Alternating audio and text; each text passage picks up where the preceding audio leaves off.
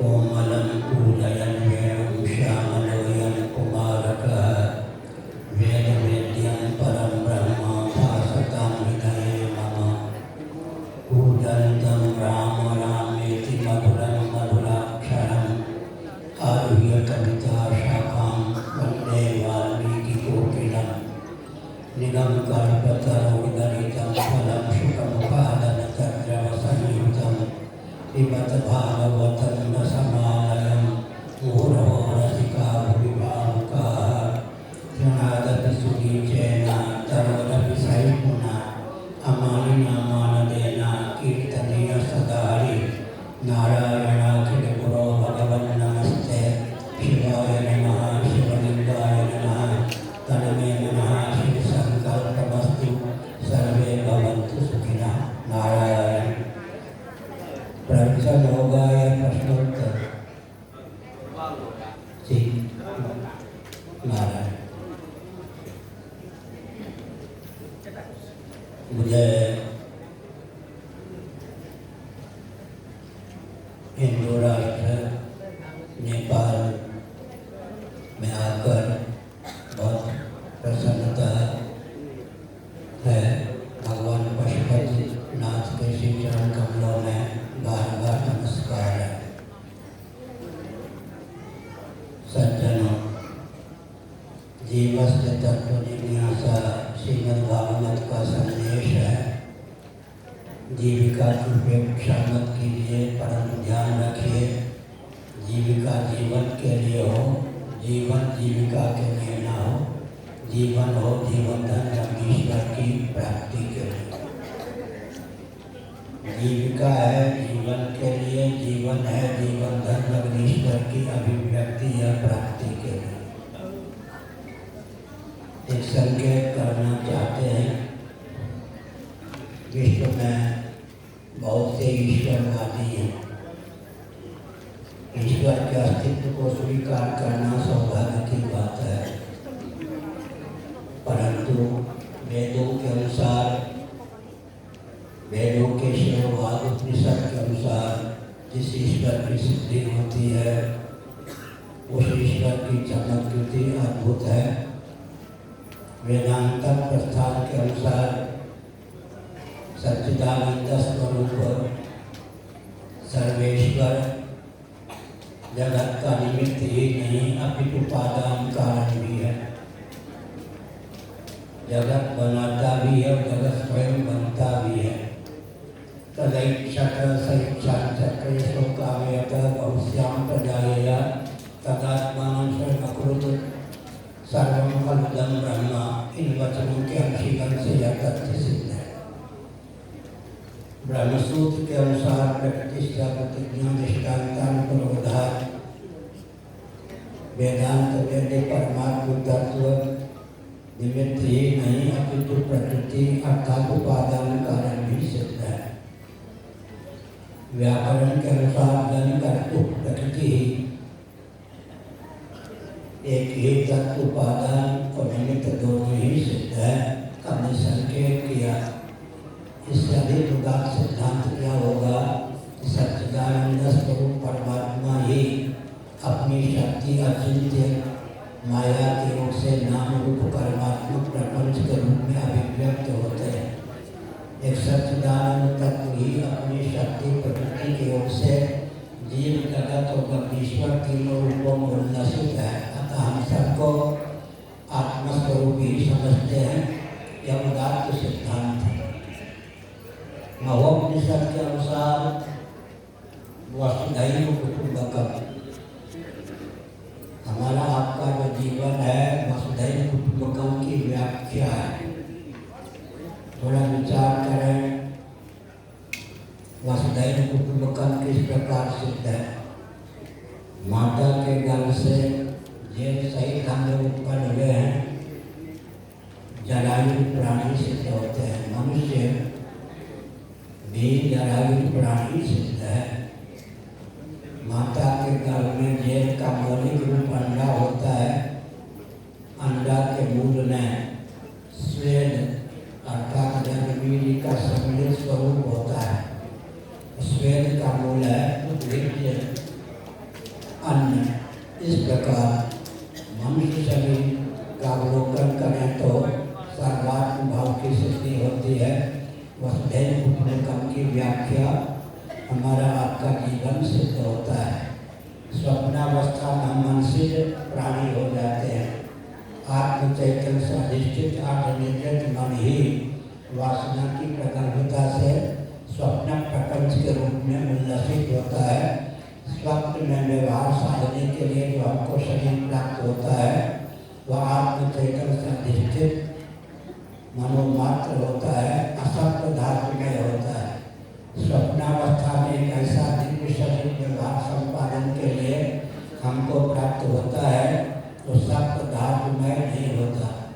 कदाचित स्वप्नावस्था में सुलभ शरीर को स्वप्नावस्था का आतंकवादी ठाई कर दे तो शरीर से रक्त की धारा अपलानित होती हुई परिलक्षित होगी, परंतु प्रामाणिक रीति से विचार करें तो स्वप्नावस्था का शरीर असत्य धातुमय होता है।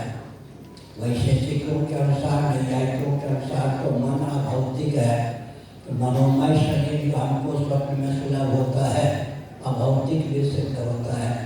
जब हमको आपको भी वेदांत न्याय वैशेषिक प्रस्थान को मिलाकर विचार करें तो स्वप्नावस्था में व्यवहार साधक शरीर असत्य धातुमय प्राप्त होता है, अभौतिक प्राप्त होता है। तो हमारे जो भगवान श्री रामकृष्ण जी हैं उनका श्री विग्रह असत्य धातुमय अभौतिक है, या तो कई मुतकर न्याय से सिद्ध है। एक संकेत करना उचित समझता हूँ। वैशेषिकों का ईश्वर जगत बना सकता है, जगत बन नहीं सकता। नैयायिकों का ईश्वर जगत बना सकता है, जगत बन नहीं सकता है। शेषवर सांख्यवादी योगियों का ईश्वर जगत बना सकता है, जगत बन नहीं सकता। कुरान शरीफ और बाइबल की सीमा का ईश्वर जगत बना सकता है, जगत बन नहीं सकता। सत्यार्थक प्रकाश की सीमा का ईश्वर जगत बना सकता है, जगत बन नहीं सकता। जिनका ईश्वर जगत बना सकता है, जगत बन नहीं सकता, उनका ईश्वर सार्वभौम सिद्धांत है, सगुण निराकार ही होता है। नैयायिकों का ईश्वर सगुण निराकार, वैशेषिकों का ईश्वर सगुण निराकार, शेषवर सांख्यवादी योगियों का ईश्वर सगुण निराकार, सत्यार्थक प्रकाश की सीमा का ईश्वर सगुण निराकार। इसी प्रकार से विचार करें तो बाइबल और कुरान की सीमा का ईश्वर सगुण निराकार। खंडन में यह उनके मत का यथावत अनुवाद है, चित्रण। लेकिन हम विचार करते हैं तो हम जिसको ईश्वर मानते हैं, परमात्मा मानते हैं, ब्रह्म मानते हैं या भगवान मानते हैं, वह स्वरूपता निर्गुण निराकार सच्चिदानंद स्वरूप है। माया शक्ति के योग से सगुण निराकार अंतर्यामी है। और संभवामी आत्म माया के दृष्टि से वह सगुण साकार श्री रामकृष्ण रूपों में अभिव्यक्त भी होता है। श्रीमद् भगवद गीता के 4 अध्याय का एक वचन ले लीजिए। श्री कृष्ण का अव्ययात्मा भूतानां ईश्वरोऽपि सन्। भगवान ने 2 शब्दों का प्रयोग किया, अज अव्ययात्मा। अज अव्ययात्मा कहकर उन्होंने अपने निर्गुण निराकार स्वरूप को ख्यापित किया। भूतानां ईश्वरोऽपि सन्, भूतों का ईश्वर कहकर और सबका नियामक कहकर उन्होंने अपने सगुण निराकार स्वरूप को ख्यापित किया। संभवामि आत्ममाया तदात्मानं सृजाम्यहम्। आज वचनों के द्वारा अपने आप को उन्होंने सगुण साकार सिद्ध किया। हम जिसको ईश्वर मानते हैं वह निर्गुण निराकार भी है, सगुण निराकार भी है और सगुण साकार भी है। और जगत बनाता ही नहीं, जगत बनता भी है, इसलिए अवतार भी लेता है। इसलिए वेदांत शास्त्र सम्मत ईश्वर अद्भुत है। व्यक्ति की मनस्थिति विचित्र होती है। अगर किसी व्यक्ति की प्रज्ञा शक्ति की कल्पना को ईश्वर है, उस व्यक्ति की अपेक्षा वह ईश्वर घटिया सिद्ध होता है। वेदांत शास्त्र सम्मत ईश्वर देशकृत कालकृत वस्तुकृत परिचय विनिर्मुक्त सद्घन चिद्घन आनंद घन है, क्योंकि वह सच्चिदानंद स्वरूप होता हुआ जगत का अभिनिमित्त उपादान कारण है। जगत बनता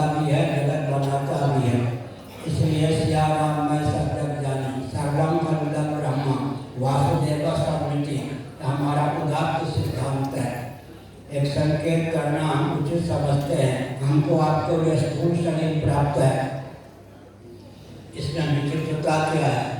इसके बाह्य हिस्से में पंचकर्मेंद्रियों को, पंचज्ञानेंद्रियों को अभिव्यक्त करने के संस्थान हैं। अभ्यंतर हिस्से में अंतःकरण चतुष्टय या अंतःकरण पंचक को, प्राण पंचक को व्यक्त करने के संस्थान हैं। हमारा पूरा स्थूल शरीर, सूक्ष्म शरीर जिसको लिंग शरीर कहते हैं, उसका अभिव्यंजक संस्थान सिद्ध होता है। सूक्ष्म शरीर कारण शरीर का अभिव्यंजक संस्थान सिद्ध होता है। कारण शरीर जीवात्मा का अभिव्यंजक संस्थान सिद्ध होता है। जीवात्मा जब ईश्वर का अभिव्यंजक संस्थान है, जब ईश्वर सच्चिदानंद स्वरूप ब्रह्म का अभिव्यंजक है। इस प्रकार से हमारा उदात्त सिद्धांत है, सबकी आत्मरूपता के कारण हमारे हृदय में स्वभावता सबके प्रति अपनत्व प्राप्त है। इस रॉकेट, कंप्यूटर, लेटर, मोबाइल युग में भी सनातन वैदिक आर्य हिंदुओं का जो वेदांत शास्त्र सम्मत सिद्धांत है, सर्वोत्कृष्ट है, आस्था का विषय है। क्यों? एक विचित्र बात है कि आजकल दर्शन विज्ञान व्यवहार में सामंजस्य साधकर अगर कोई बात कही जाती है, पूरा विश्व बौद्धिक वर्ग को उसे मानने के लिए उद्यत होता है, क्योंकि हमारे सिद्धांत को बौद्धों ने अपने शब्दों में मुद्रित करते हुए कहा, तत्व पक्षपात को ही स्वभाव दिया। जीव का स्वभाव होता है, बुद्धि का स्वभाव होता है तथ्य का, तत्व का पक्षधर होना। अगर हम दर्शन विज्ञान व्यवहार तीनों में सामंजस्य डालकर वस्तु स्थिति को अभिव्यक्त करते हैं, तो भौतिकता की धारा में बहने वाला व्यक्ति भी उसे स्वीकार किए बिना नहीं रह सकता। तत्व पक्षपात को ही स्वभाव दिया, तो आपने संकेत किया हम परमात्मा तत्व को जगत का निमित्त उपादान कारण मानते हैं, अतः भगवान की सब रूपों में अभिव्यक्ति मानते हैं। इस दृष्टि से हमारा सिद्धांत उदात्त है। मैं एक संकेत करना उचित समझता हूँ। बुश महोदय, जिनके पिता भी अमेरिका के राष्ट्राध्यक्ष रह चुके थे, बुश महोदय भी एक बार अमेरिका के राष्ट्रपति रह चुके थे, दोबारा राष्ट्रपति होने वाले थे। उन्होंने एक संदेश प्रसारण किया। बुश महोदय ने कहा, मैं जन्मजात क्रिश्चियन हूँ, बाइबल के प्रति मेरी आस्था है, परंतु सृष्टि को लेकर बाइबल की जो भावना या मान्यता है, आधुनिक विज्ञान ने उस पर पानी फेर दिया। उतने अंशों में बाइबल में मेरी आस्था नहीं है। लेकिन मैं तथ्य उद्भाषित करना चाहता हूँ, कभी किसी की निंदा में मेरी प्रीति प्रवृत्ति नहीं होती। संपूर्ण वैदिक वाङ्मय को छोड़ दीजिए, केवल भगवत गीता में 700 श्लोक सन्निहित हैं, उनको लीजिए। कोई दार्शनिक या वैज्ञानिक या व्यवहारिक धरातल पर विचार करने वाला यह नहीं कह सकता गीता के इस सिद्धांत से मैं सहमत नहीं हूँ। इसका अर्थ है दर्शन विज्ञान व्यवहार में सामंजस्य साधने वाली गीता है। 700 श्लोकों से संबंधित गीता को भी थोड़ी देर के लिए छोड़ दीजिए। ऋग्वेद के दशम मंडल में 9 सूक्तम में केवल 7 मंत्र हैं। उन 7 मंत्रों के माध्यम से जो विश्व के उद्गम स्थान का वर्णन किया गया है, विश्व की संरचना का वर्णन किया गया है, अद्भुत है। कोई भी वैज्ञानिक उस पर लटू हुए बिना नहीं रह सकता। वैज्ञानिकों को भी दिशा देने की क्षमता है।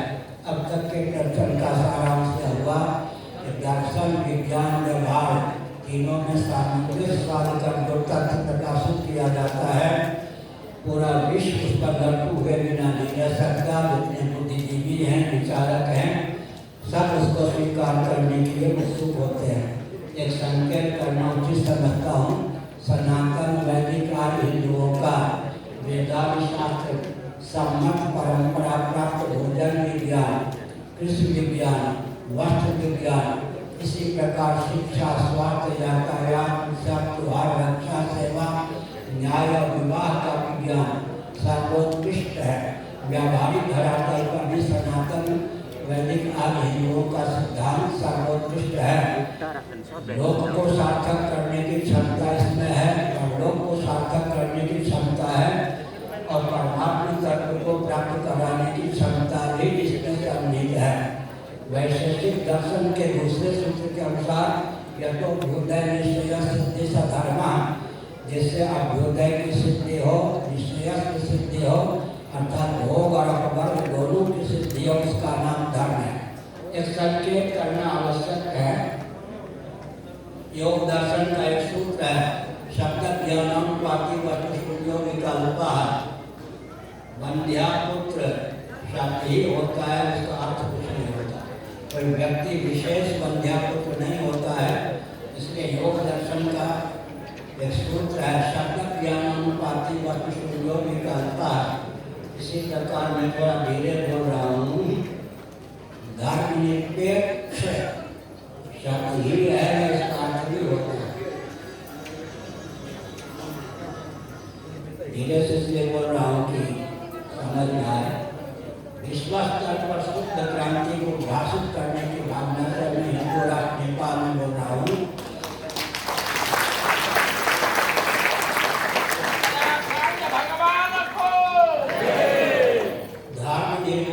शब्द ही है, इसका अर्थ भी कुछ होता है। कमलेश्वर की धारा में रहने वाले मेरे लाडले प्यारे कोई भी महानुभाव इसका उत्तर मुझे देंगे तो मुझे बहुत प्रसन्नता होगी। धर्मनिरपेक्ष शब्द है, इसका अर्थ भी कुछ होता है। बंध्यापुत्र केवल शब्द है, इसका अर्थ नहीं होता। कोई व्यक्ति विशेष बंध्यापुत्र नहीं होता।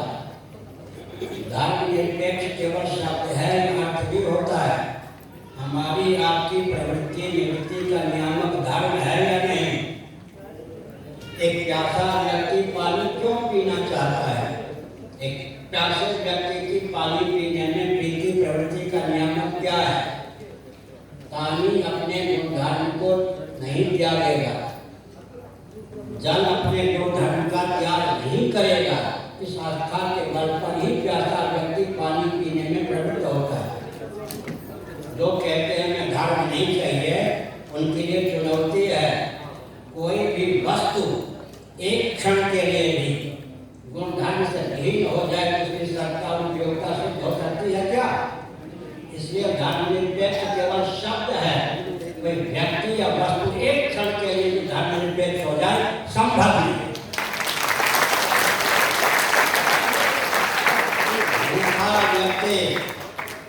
भूखा व्यक्ति भोजन में क्यों प्रवृत्त होता है? इस विश्वास के बल पर, आस्था के बल पर भूखे व्यक्ति की भोजन में प्रीति प्रवृत्ति परिलक्षित होती है कि अन्न अपने गुणधर्म का त्याग नहीं करेगा। अन्न में भूख मिटाने की क्षमता है, देह में प्राणांत कर्ण को पुष्ट करने की क्षमता है, तृप्ति प्रदान करने की क्षमता है। सारी प्रवृत्ति और निवृत्ति का नियामक धर्म है। इसलिए धर्मनिरपेक्ष केवल शब्द है, अर्थ इसका हो ही नहीं सकता। अग्नि तत्व दाहक और प्रकाशक है। सर्दी में ठिठुरता हुआ व्यक्ति अग्नि को प्रज्वलित कर तापना क्यों चाहता है? इसलिए कि अग्नि अपने गुणधर्म का त्याग नहीं करेगा। जानकार व्यक्ति अग्नि में मूली डालना क्यों नहीं पसंद करता? क्योंकि अग्नि तक अपने गुणधर्म का त्याग नहीं करेगा, मूली को जलाए बिना नहीं रहेगा। सारी प्रवृत्ति और निवृत्ति धर्म को लेकर है। धर्मनिरपेक्षता शब्द है, कोई राष्ट्र एक क्षण के लिए धर्मनिरपेक्ष नहीं हो सकता। कोई व्यक्ति एक क्षण के लिए धर्मनिरपेक्ष नहीं हो सकता। मैं कम्युनिज्म की ओर से बोल रहा हूँ थोड़ी देर। बड़े लाडले प्यारे होते हैं कम्युनिस्ट, और मेरी बातों को बड़े ध्यानपूर्वक सुनते हैं। मेरा विचार कीजिए, जो वाद तंत्र 24 घंटे भी टिक न सके, उसका आलंबन लेकर व्यक्ति का उत्कर्ष कैसे हो सकता है? समाज का उत्कर्ष कैसे हो सकता है? नहीं ध्यान देगा। जो वाद तंत्र 24 घंटे भी टिक न सके, उसका आलंबन लेकर स्वस्थ व्यक्तित्व की संरचना कैसे हो सकती है? स्वस्थ समाज की संरचना कैसे हो सकती है? गाढ़ी नींद का वेग ही कमली पर पानी फेर देता है। 24 घंटे भी कमली को लेकर उदाहरण में देखो, एक भौतिकवादी जो चेतना विशिष्ट शरीर को आत्मा मानता है, उसे जब नींद का वेग प्राप्त होता है तो क्या वो कम्युनिज्म की धारा में, देहात्मवाद की धारा में बह सकता है? अगर चेतना विशिष्ट शरीर ही आत्मा है तो नींद का वेग आने पर व्यक्ति सोना क्यों चाहता है, शरीर को भुलाना क्यों चाहता है? केवल गाढ़ी नींद का वेग ही देहात्मवाद पर, भौतिकवाद पर, कम्युनिज्म पर पानी चढ़ने के लिए पर्याप्त है। अब डर रहे हैं क्या? डरते हैं कुछ। और सुनिए, विषय जन आनंद ही अगर आनंद है तो जिसको प्रिय के स्थान पर प्रिय, बोध के स्थान पर बोध, प्रमोद के स्थान पर प्रमोद प्राप्त है, विषय जन भरपूर आनंद है। तैतृक पुस्तक के अनुसार सप्तद्वीपा मेदिनी, पृथ्वी का एक छत्र कोई सम्राट हो, सप्तद्वीपा मेदिनी, पृथ्वी का एक छत्र कोई सम्राट हो, शरीर स्वस्थ हो, निष्कंटक भोग्य पदार्थ उसको सुलभ हो, उसको जितना आनंद मिल सकता है उस आनंद की अपेक्षा ब्रह्मा जी को प्रतिक्षण तैतृक पुस्तक के अनुसार 1000 पराग गुण अधिक आनंद प्राप्त होता है। इसलिए मर्त्य लोक में किसी ऐसे व्यक्ति की कल्पना कीजिए, सप्तद्वीपा मेदिनी, पृथ्वी का एक छत्र सम्राट हो, हृष्ट पुष्ट स्वस्थ संयमी हो, निष्कंटक वैभव भोग्य पदार्थ के रूप में सुलभ हो, उस व्यक्ति को जो आनंद मिल सकता है उसका नाम है मांसानंद। उस मांसानंद की अपेक्षा ब्रह्मा जी हिरण्यगर्भ को, प्रजापति को प्रतिक्षण व्यवहार दिशा में 1000 परार्थ गुण अधिक आनंद प्राप्त है। एक लिखने के बाद 20 शून्य लिखेंगे तब होगा 1000 परार्थ गुण। ब्रह्मा जी को प्रतिक्षण उनके देह में प्राणांतकरण की दिव्यता के कारण ब्रह्मा जी को व्यवहार दशा में प्रतिक्षण मर्त्य लोक में सर्वाधिक आनंद की अपेक्षा 1000 परार्थ गुण अधिक आनंद प्राप्त होता है। वे ब्रह्मा जी भी कदाचित गाढ़ी नींद न प्राप्त करें, योग निद्रा प्राप्त न करें तो विक्षिप्त हुए बिना न रहें। इसका मतलब विषय जन्य आनंद का पर्यवसान भी विक्षेप में है, पागलपन में। वेदांत में ग्रंथ पंचदशी बहुत उत्तम मार्मिक तत्व स्थापित किया पंचदशी का विद्यानंद स्वामी जी ने। कल्पना कीजिए कोई दुखी है, कष्ट उसे प्राप्त है, दैहिक दैविक भौतिक ताप से वह त्रस्त है, पेट में दर्द है, पीड़ा है, किसी चीज का योग उसे प्राप्त है। अगर ऐसा दुखी व्यक्ति गाढ़ी नींद भाषा समझ में आ रही है, जिसको किसी प्रकार की वेदना प्राप्त है, उस वेदना से त्राण पाने की भावना से अगर वो गाढ़ी नींद चाहता है तो बात समझ में आती है। गाढ़ी नींद की क्या विशेषता है, इसको सुषुप्ति कहते हैं। द्वंद्व और दुख की पहुंच गाढ़ी नींद में नहीं। सर्दी गर्मी भूख प्यास इत्यादि जो द्वंद्व हैं उनकी पहुंच गाढ़ी नींद में नहीं है। दैहिक दैविक भौतिक त्रिविधात्मिक किसी ताप की पहुंच गाढ़ी नींद में नहीं है। इसका अर्थ क्या हुआ? गाढ़ी नींद में दुख की पहुंच नहीं है, सार्वभौम सिद्धांत है। लेकिन वेदांत का सिद्धांत क्या है? दुख की पहुंच नहीं है, इसमें नहीं, आनंद की प्राप्ति भी है। किसी कक्ष में अंधकार नहीं है, अगर यह डंके की चोट से प्रतिष्ठित हो जाए तो क्या कहेंगे? प्रकाश की विद्यमानता अवश्य है। अगर प्रकाश की विद्यमानता न होती तो अंधकार अवश्य होता। इसका बैठिए, हम सबके ऊपर सहानुभूति रखते हैं, जानने की भावना होता है। बैठिए, बरदार कर सकते, किसी का हम खंडन नहीं करते, सबके ऊपर सामंजस्य रखते हैं। हमने क्या संकेत किया? हमने संकेत किया कि दुख से त्राण पाने के लिए ही व्यक्ति गाढ़ी नींद नहीं चाहता है, बल्कि सुखानुभूति को भी छोड़कर व्यक्ति गाढ़ी नींद चाहता है। अब प्रश्न उठता है, जिसको आनंद प्राप्त है, भरपूर आनंद प्राप्त है, विषय जन्य आनंद का त्याग करके वो गाढ़ी नींद क्यों चाहता है? आनंद आनंद तो स्थिर प्रेमास्पद होना चाहिए कि जिसको आनंद प्राप्त है वो विषय जन्य आनंद का त्याग करके गाढ़ी नींद क्यों चाहता है, इसके पीछे रहस्य है। जहाँ विषय जन्य आनंद है वहाँ तृप्ति होती है, भोक्ता भोग और भोग्य। जहाँ तृप्ति होती है वहाँ द्वैत होता है, दो या दो से अधिक आधार लक्षण। जहाँ द्वैत होता है वहाँ श्रम होता है, जहाँ श्रम होता है वहाँ विरक्त से आनंद नहीं होता। इसलिए विनय पत्रिका में तुलसीदास जी ने कहा सपने नहीं सुख द्वैत दर्शन बात कोटि को कहे। अतः हमने संकेत किया दुख का त्याग ही अभिष्ट नहीं है, विषय जन्य आनंद भी अगर स्थिर प्रेमास्पद हो, चिर प्रेमास्पद हो, उसको छोड़कर हम गाढ़ी नींद क्यों चाहते हैं। इसका अर्थ क्या हुआ सर?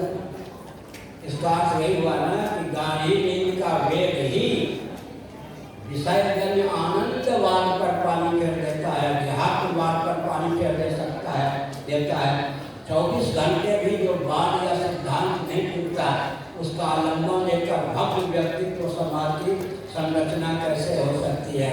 नेपाल है, बहुत बढ़िया है, हम बहुत चाव भाव से नेपाल में आते हैं और हमारी भावना है कि सनातन वैदिक आदि हिंदू धर्म दर्शन विज्ञान व्यवहार तीनों दृष्टियों से महत्वपूर्ण है। इस तथ्य को समझें और समझाने का प्रयास करें। थोड़ा सावधान, पूरे विश्व में जो क्रांति चल रही है अर्थ को लेकर, पूरे विश्व में सब जो क्रांति अर्थ को लेकर, धर्म की बात में एक बात कहूँगा, धर्म से तो मानो सबको परहेज होने लगा, लेकिन अर्थ पे सबके सब लट्टू हैं। मैं एक प्रश्न करता हूँ, कल्पना कीजिए हर व्यक्ति की जीविका जन्म से आरक्षित हो और हर व्यक्ति का जीवन मूल्यसन युक्त हो, तो आर्थिक विपन्नता अनावश्यक विषमता रहेगी या नहीं। फिर से सुनिए, हर व्यक्ति की जीविका जन्म से आरक्षित हो, हर व्यक्ति का जीवन मूल्यसन युक्त हो, आर्थिक विपन्नता अनावश्यक विषमता रहेगी या नहीं। पूरा विश्व अर्थ को लेकर विह्वल है, अर्थ को लेकर क्रांति ही सर्वत्र है। लेकिन प्रश्न ये उठता है कि आजकल हर व्यक्ति की जीविका जन्म से आरक्षित, हर व्यक्ति का जीवन मूल्यसन युक्त, आर्थिक विपन्नता अनावश्यक विषमता अनिवार्य है। भौतिक विधा का आलम्बन लेंगे तो आर्थिक विपन्नता अनावश्यक विषमता अनिवार्य। और सनातन वैदिक आदि हिंदू धर्म को मानेंगे तो हर व्यक्ति की जीविका जन्म से सुरक्षित, नमिष्टे जनपदे नमद्यपा, और हर व्यक्ति का जीवन मूल्यसन मुक्त। इससे बढ़िया आर्थिक क्रांति क्या होगी? यहाँ हर व्यक्ति की जीविका जन्म से सुरक्षित, हर व्यक्ति का जीवन मूल्यसन मुक्त, इससे बढ़कर आर्थिक क्रांति क्या होगी। इसलिए कम्युनिटी की धारा में रहने वाले भी अर्थ की दृष्टि से विचार करके सनातन सिद्धांत के प्रति आस्थान्वित हो, यह हमारी भावना है। हमने संकेत किया हर व्यक्ति की जीविका जन्म से सुरक्षित, हर व्यक्ति का जीवन दुर्व्यसन मुक्त, यह आर्थिक सबसे उत्तम क्रांति है। एक और संकेत करता हूँ, वेदांत शास्त्र सम्मत कर्म कांड, उपासना कांड, ज्ञान कांड का मत माना तो 99% अर्थ के स्रोत का ज्ञान हो ही नहीं सकता है।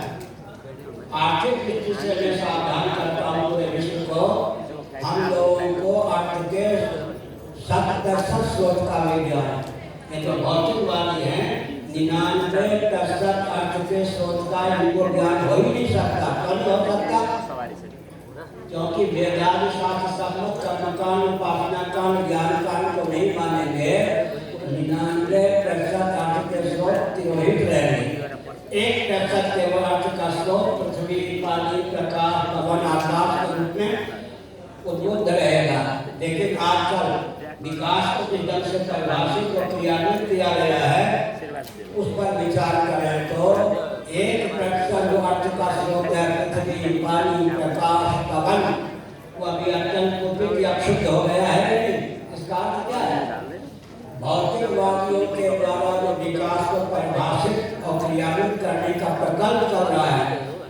अंतराल से विस्फोट निकल रहा है। अगर अर्थ की दृष्टि से स्वस्थ क्रांति को भाषित करना चाहते हैं, हर व्यक्ति की जीविका जल से सुरक्षित हो, हर व्यक्ति का जीवन दुर्दशा मुक्त हो और वेदांत शास्त्र संबंध कर्मकांड उपासना कांड ज्ञान कांड के द्वारा तिरोहित अर्थ के स्रोत को प्रकट करें। कर्म और उपासना के द्वारा तिरोहित अर्थ के स्रोत को भाषित किया जा सकता है। तैतृक पुस्तक में मनुष्य गंधर्व देव गंधर्व आदि का वर्णन है, उत्तर आदि का ब्रह्मांड का उत्तरोत्तर 100 गुना अधिक अर्थ और आनंद की प्राप्ति की भावना की गई है।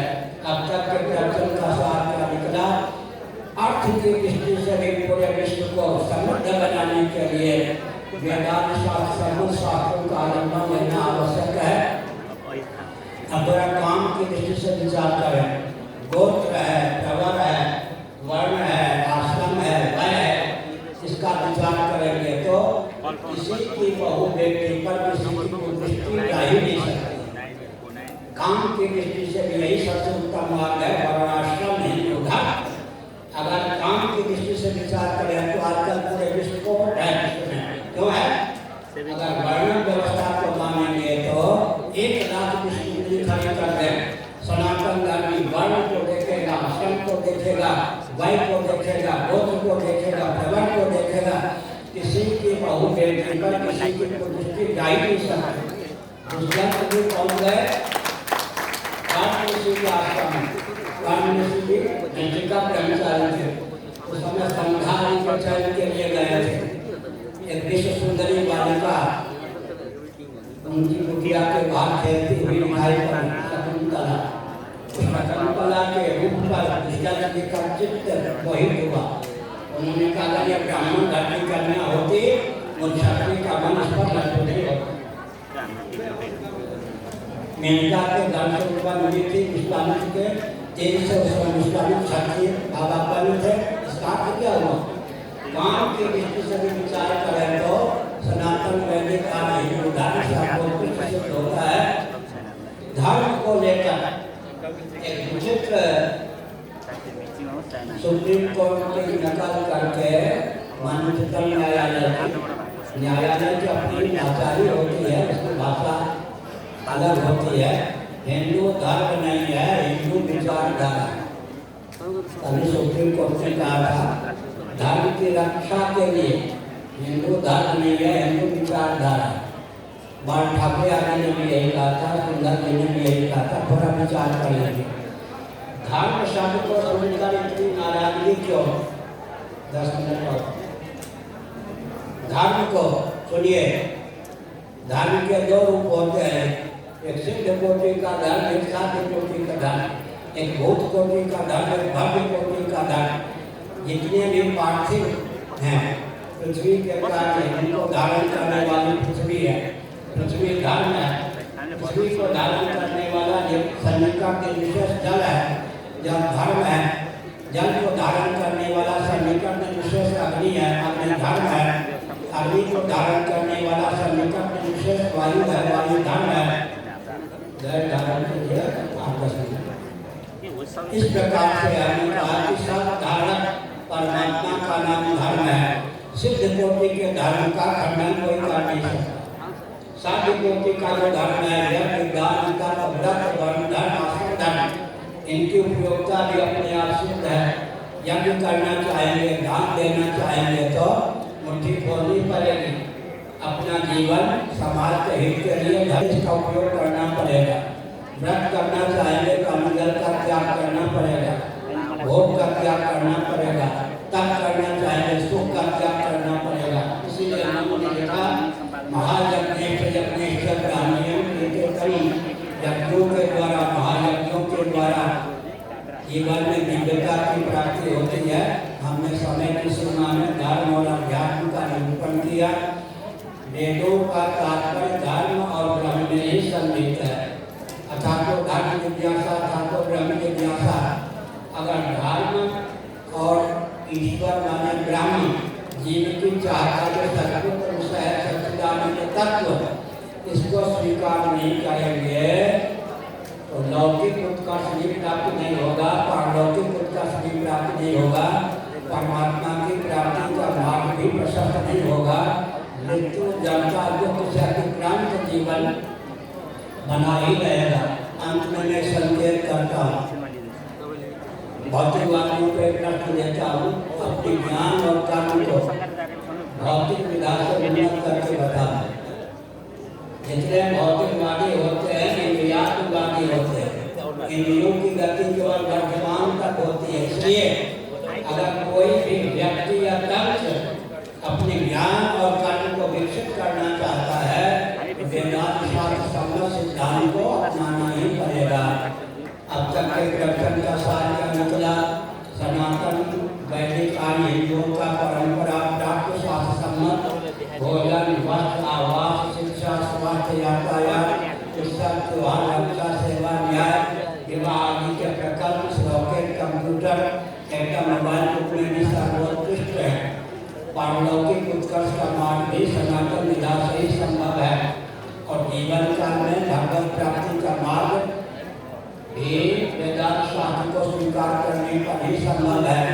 अगर वेदांत शास्त्रों को नहीं मानते हैं तो इंद्रियात्मवादी बने रहेंगे। इंद्रियों की गति केवल वर्तमान तक होती है। केवल वर्तमान को लक्ष्य में रखकर विकास को परिभाषित और क्रियान्वित करने का प्रकल्प पहले से विस्फोट निकल आया है। इसलिए भौतिकवादियों की लाचारी है कि अपनी मान्यता का परित्याग कर वेदांत शास्त्र सम्मत ज्ञान विज्ञान को अपना रहे। नेपाल के बारे में जब कोई राजा दिगार थे,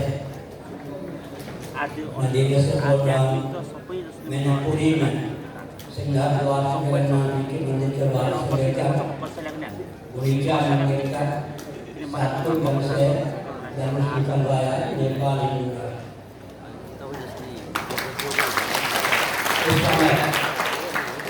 उस समय फिर उन्होंने कहा कि नेपाल अधिक समय तक राजतंत्र को पाल नहीं सकता है, कम्युनिस्टों का यहाँ शासन होगा। लोगों के मन में गए, मैंने जो कहा वो इसका अर्थ क्या है? इसका अर्थ है कि सावधान रहने की आवश्यकता है या डंके की चोट से आस्था को प्रसिद्ध कीजिए। इस रॉकेट, कंप्यूटर या मोबाइल उपकरण सनातन सिद्धांत सबके लिए उपयोगी है। इसलिए देह के नाश से जीवात्मा का नाश नहीं होता, देह के भेद से जीवात्मा में भेद की प्राप्ति नहीं होती। भौतिक उत्कर्ष के लिए भी सनातन सिद्धांत को ही मानना होगा। श्रीमद् भागवत के 4 स्कंद का 18वें अध्याय के पहले, दूसरे, तीसरे, चौथे, 5वें श्लोक के अनुसार भौतिक उत्कर्ष भी नान्या पंथा नित्य न्याय वेदांत शास्त्र सम्मत विधा से ही प्राप्त होना है। और पारलौकिक उत्कर्ष परमात्मा की प्राप्ति का मार्ग भी प्रशस्त हो सकता है। यहाँ जो भी हमारे प्रचंड जी थे पहले, ओली जी, ऐसा उनको मानते हैं। ओली जी तो हमारे प्रचंड में बैठे थे, बहुत मुस्कुराते हुए प्रधानमंत्री के पद पर रहने पर भी प्रचंड जी ने मेरे पास माध्यम भेजा था। प्रचंड जी ने जो अधिकार आपका श्री जगन्नाथ मंदिर में है पुरी में, वही अधिकार पशुपतिनाथ जी में है, मैं देने के उद्यम को आप अपने अधिकार को लीजिए। हमने मुस्कुरा दिया। इसका अर्थ क्या है? कमरे की धारा में बहने वाला व्यक्ति अंदर से आस्तिक होता है, बाहर से नास्तिकता का होने का।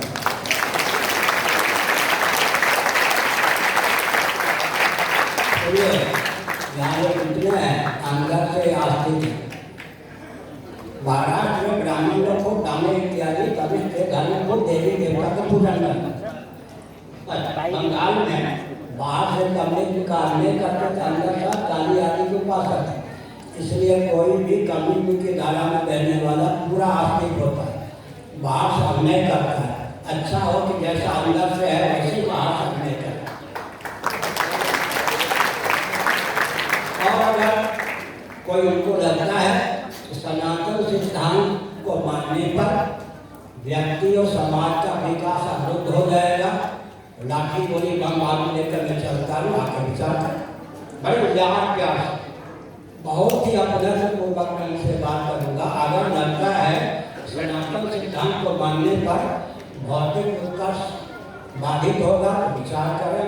जल्दी यहाँ का शासन तंत्र, मैं तो घोषणा कर रहा हूँ, नेपाल हिंदू राष्ट्र था, है, रहेगा।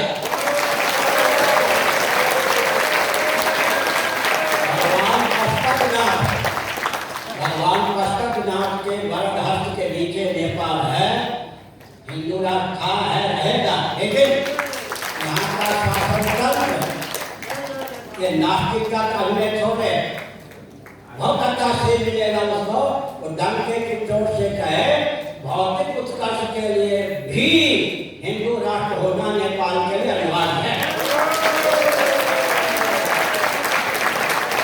और भारत भी तब तक सुरक्षित है जब तक नेपाल सुरक्षित है। लोगों ने मुझसे कहा, दिल्ली में लोगों ने मुझसे कहा, नाम क्या लूंगा, मुख्यमंत्री नेपाल को लेकर आपकी चिंता क्यों? मैंने कहा सबसे ज्यादा चिंता है रोटी बेटी का संबंध है, दूसरी चिंता है अगर चीन ने निगल लिया नेपाल को तो भारत को निगल नहीं देगा, इसलिए अगर भारत को सुरक्षित रखना है तो नेपाल को सुरक्षित रखना ही होगा। नेपाल की उपेक्षा करके भारत को सुरक्षित रखा नहीं जा सकता, इसलिए नेपाल को सुरक्षित रखना हमारे लिए अत्यंत आवश्यक है। और मैं लेकिन निंदा नहीं कर रहा, बहुनायकवाद को छोड़े, नेपाल को उठाने में सबसे ज्यादा योजना है बहुनायकवाद। ध्यान देगा, बहुनायकवाद माने एक व्यक्ति के पास 15 व्यक्ति या हिंदुओं का नेता बन जाता। बहुनायकवाद नेपाल के लिए कंटक है, इसको छोड़िए। सद्भावपूर्ण समाज के माध्यम से हिंदुओं का प्रतिनिधित्व करने वाला एक व्यक्ति को खड़ा कीजिए, देखिए नेपाल क्या होता है। बहुनायकवाद छोड़िए, एक व्यक्ति के पास 10 व्यक्ति वो नायक बन जाता है और अंदर से सरकार से तालमेल रखता है, बाहर से हिंदुओं का नेता बन जाता है। यहाँ की बीमारी, आपको यहाँ की बीमारी कभी नहीं। मैं तो बहुत दूर समुद्र के तट पर पुरी में रहता हूँ। नेपाल की बीमारी क्या है? बहुनायकवाद। फिर क्या बीमारी है? अंदर से शासन कम से कमिटों से हाथ मिला के रहता है, बाहर हिंदुओं का नेता बन के घूमता है।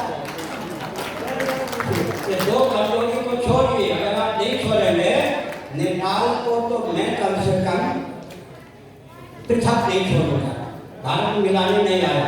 नेपाल नेपाल के रूप में उदाहरण है, नेपाल को उपेक्षा मैं नहीं कर सकता। तो मालूम है आज शंकराचार्य ने जो श्री जगन्नाथ जी को पुनः प्रतिष्ठित किया, शिवलिंग में यहाँ के राजा से सुलभ हो। आज उत्कल के नरेश गणपति जी, उत्कल के नरेश अगर जाए श्री जगन्नाथ जी के यहाँ, वो वेदी पर जहाँ भगवान प्रतिष्ठित है वहाँ खड़े नहीं हो सकते। नेपाल नरेश वहाँ खड़े होकर भगवान जगन्नाथ की पूजा कर सकते। आज सच्ची घटना है, उत्कल नरेश को वो अधिकार श्री जगन्नाथ मंदिर को लेकर नहीं है, वो अधिकार नेपाल नरेश को लेकर है। आज शंकराचार्य किया गया, इसलिए हमने संकेत किया नेपाल सुरक्षित रहे, बुलंद रहे, भौतिक दृष्टि से भी किसी से कमजोर न रहे, आध्यात्मिक दृष्टि से। आप भी क्या कहते हैं? गोरखा कहते हैं, वैसे गोरख उधर है, गोरखा साइड में भागे होते हैं। हमने संकेत किया नेपाल की मेधा शक्ति और रक्षा शक्ति दोनों बुलंद, प्रज्ञा शक्ति प्राण शक्ति दोनों बुलंद। हम आपके साथ हैं, अधिक से अधिक हमारा उपयोग करने का प्रयास कीजिए। जब आपको राजा को चिंता भी नहीं थी, मैं 9 दिन तक दिया था जनकपुर में, 5 दिन फिर दिया जनकपुर में 28-19 साल पहले, और मैंने कई बार कहा नेपाल का शासन टूटेगा, राजस्थान टूट जाएगा नेपाल का, ध्यान नहीं दिया उन लोगों ने। अब मैं फिर कहता हूँ ये सब कम्युनिस्ट अपने आप आगे बढ़ें और वे कहें कि वास्तव में कम्युनिज्म का ये आधारशिला सनातन सिद्धांत है। बताता हूँ, एक मैं कहता हूँ, 2-4 मिनट बैठ कर बस सुनिए। ये मुस्लिम धर्म का क्रिश्चियन का इनकी उपयोगिता कहाँ से आएगी? अगर हमने अपने सिद्धांत को समझा होता, क्रियान्वित किया होता, ये सब कोई होते नहीं, इसे भेजने की जरूरत नहीं है। हमारी दुर्बलता ने इनको उद्भाषित किया है। मैं अब संकेत करता हूँ, यादव प्रिय के गठन ताकत स्वत्वम ही नहीं नाम अधिकम यो विमन्ये का सस्ते रो दंड मराठी। श्रीमद् भागवत नारद जी का वचन 7वां स्कंद। सावित्री न दीजिए जाने कुटुंब समाज, मैं भी भूखा न रहूं, साधु न भूखा जाए। अधिक उससे अधिक धन पर कोई स्वामित्व मांगता तेन है, चोर है, उसको दंड मिलना चाहिए। विदुर जी ने दंड का विधान किया, धर्मराज का अवतार विदुर जी ने, विदुर ने महाभारत। 2 प्रकार के व्यक्ति समझाने पर भी अगर न समझें तो दंडाधिकारी का कर्तव्य है गुरुयुक्त पत्थर उनके गले में रस्सी से बांधकर गलासे में डुबा दे। वो 2 प्रकार के व्यक्ति कौन है? धनवंत मदातारम दरिद्रन का तपस्विनम। धनी होकर के भी साथ ही के लिए इकट्ठा करता हो, जहाँ धन का उपयोग करना चाहिए वह न करता हो, समझाने पर न समझे तो भी दंड का पात्र है। और श्रम शक्ति है, हाथ पर हाथ रखकर बैठे हैं, भोजन भी चाहता है, वस्त्र भी चाहता है, कर्म करने की क्षमता भी है, उद्योग परायण नहीं है। अगर ऐसा दीन धनवंतम अगातारम दरिद्रम च, ऐसा दरिद्र अगर है, समझाने पर समझता नहीं है, उसको भी दंड मिलना चाहिए। इसका मतलब अगर विदुर जी की नीति को मानी गई होती तो कम्युनिटी की कहीं डालनी जाती, कम्युनिटी की आवश्यकता क्यों? हमारा प्रमाद ही क्रिश्चियन तंत्र, कम्युनिस्ट मुस्लिम तंत्र का जीवन है। अगर हम अपने प्रमाद को दूर कर लें, कोई भी भाग तंत्र विश्व में बना नहीं सकता।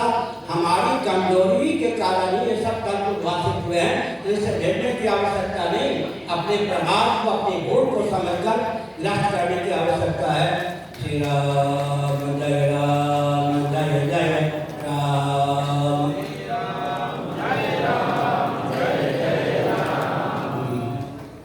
हरे हिंदू, हरे हिंदू सनातनी हो, हरे हिंदू, हरे हिंदू, हरे हिंदू, हरे हिंदू, नेपाल हिंदू राष्ट्र की जय, नेपाल की जय। और सुनो, नेपाल, भारत, बांग्लादेश, पाकिस्तान, भूटान, तिब्बत को पृथक देश मान के मैं बोल रहा हूँ, तिब्बत, श्रीलंका, वर्मा, इन सबको हम भगवान श्री जगन्नाथ और पशुपति विश्वनाथ पशुपति जगन्नाथ जी की कृपा से हिंदू द्वीप बनाने जा रहे हैं।